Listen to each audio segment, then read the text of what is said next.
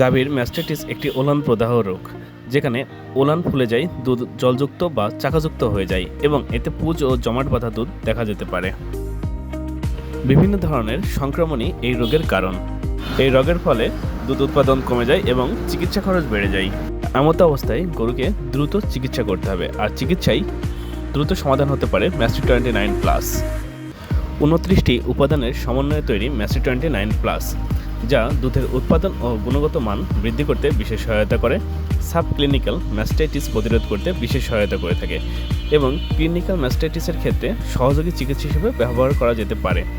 রোগ প্রতিরোধ ক্ষমতা বৃদ্ধি করতে বিশেষ সহযোগিতা করে থাকে ম্যাস্টিক 29+।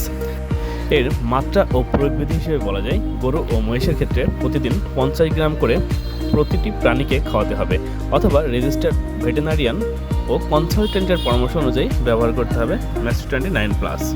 এটা বাংলাদেশে মার্কেট করে থাকে এসকেপ ফার্মাসিউটিক্যাল।